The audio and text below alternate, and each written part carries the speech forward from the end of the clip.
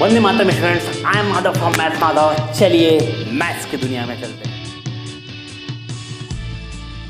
Students, आज हमारा बहुत ही इंपॉर्टेंट टॉपिक है यूक्लिड ज्योमेट्री का, और इसको मानिए कि आखिरी टॉपिक है यूक्लिड्स के पास्टुलेट्स।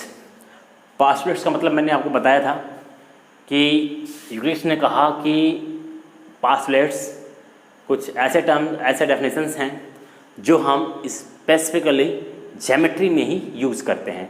तो यूक्लिड्स ने हमें 5 पास्टुलेट्स दिए। उसमें 4 पास्टुलेट्स जो हैं वो सिंपल से हैं, बच्चे से बिल्कुल हैं, उसको बस देख लेना, समझ लेना है। हमें जो पढ़ना है 5th पास्टुलेट्स के बारे में पढ़ना है। 5वां जो हमारा पास्टुलेट होगा उसको हम यहाँ पर भी एक थोड़े से मतलब ओवरव्यू यहाँ पर देखेंगे, और उसको मैं एक डिटेल में एक नेक्स्ट वीडियो में 5th पास्टुलेट के बारे में बताऊँगा। अक्सर करके कई बार ये 5 पास्टुलेट्स आपको लिखने के लिए भी आते हैं, और कई बार 5वां जो पास्टुलेट है यूक्लिड का वो पास्टुलेट्स आपको लिखने के लिए और उसके बारे में आपको डिफाइन एक्सप्लेन करने के लिए भी आता है कि वो 5 पास्टुलेट्स आखिर दिया क्यों गया है, वो है क्या और वो एक्सप्लेन क्या करता है।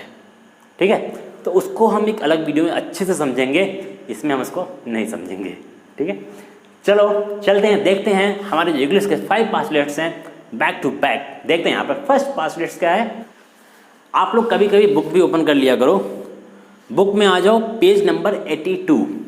ठीक है, सब कुछ बुक में दिया हुआ, आप कई बार रीडिंग में लगाया करो, उसको पढ़ा भी करो बुक में।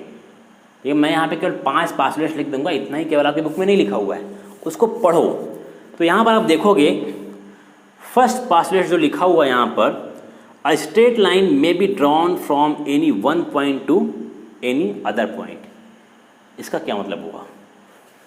इसका मतलब ये हुआ कि कोई भी एक लाइन है तो किसी एक पॉइंट से होकर जाएगी और किसी दूसरे पॉइंट पर जाके क्या होगी, मिल जाएगी। मैंने ये बताया था आपको कि कोई भी एक जो लाइन है, ठीक है, उसको कम से कम एक लाइन को ड्रॉ करने के लिए हमारे पास मिनिमम 2 पॉइंट्स होने चाहिए। तो हमने देखा कि 2 पॉइंट से हमारी एक लाइन क्या हो गई, ड्रॉ हो गई है। बट मैंने एक चीज़ और भी बताया था कि एक पॉइंट से कितनी लाइन पास हो सकती है, इनफाइनाइट, और 2 पॉइंट से कितनी लाइन, केवल एक लाइन। अब इस पॉइंट, अगर इन दोनों पॉइंट से मिला के लाइन ड्रॉ करनी है तो केवल एक लाइन हुई, बट इस पॉइंट से लाइन ड्रॉ करनी है तो इस पॉइंट से इनफाइनाइट लाइंस क्या हो सकती हैं, ड्रॉ हो सकती हैं। यहाँ से भी ड्रॉ हो सकती हैं इनफाइनाइट लाइंस, यहाँ से भी ड्रॉ हो सकती है, यहाँ से भी ड्रॉ हो सकती हैं।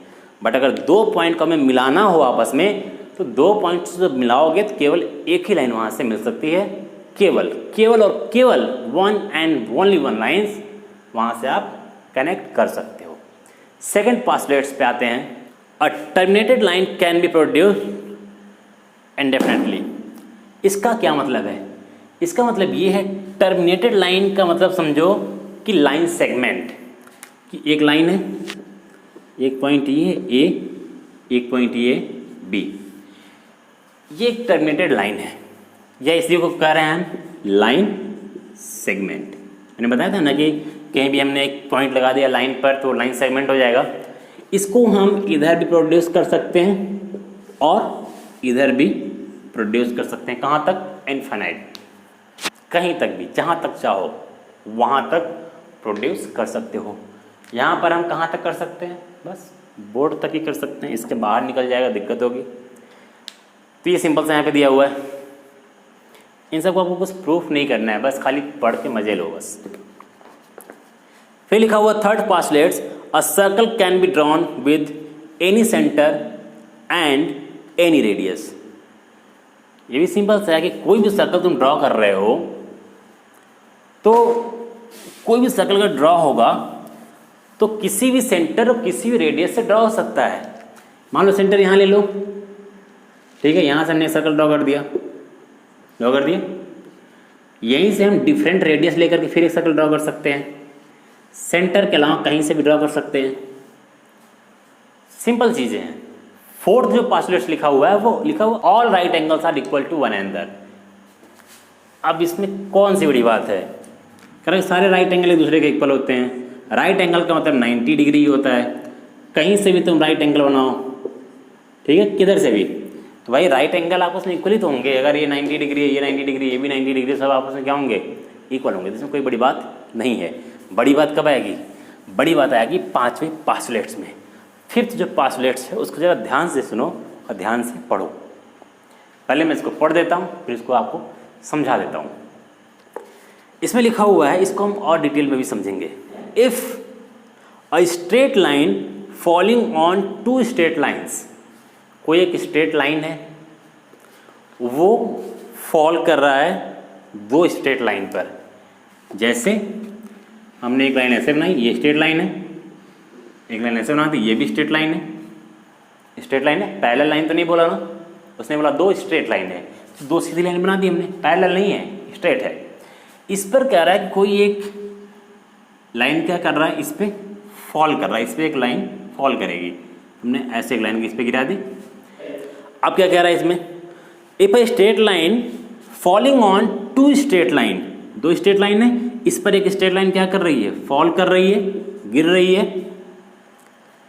फिर लिखा हुआ है it makes the interior angle on the same side of it taken together less than 2 right angles, then the 2 straight lines if produced and definitely meet on that side on which the sum of angles is less than 2 right angles।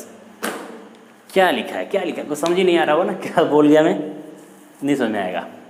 अब इसको समझ लो, यहाँ से तुम्हें समझ में आ जाएगा। ये कह रहा है कि अगर 2 स्ट्रेट लाइन है, ठीक है, इस पे एक स्ट्रेट लाइन फॉल कर रही है, तो इन दोनों में लाइन से एक इंटीरियर एंगल बन रहा है। एक एंगल इधर कुछ बन रहा है, मान लो इसको मान लो एंगल 1, एंगल 2, इसको एंगल 3, इसको एंगल 4। दिमाग समझ में आ गई।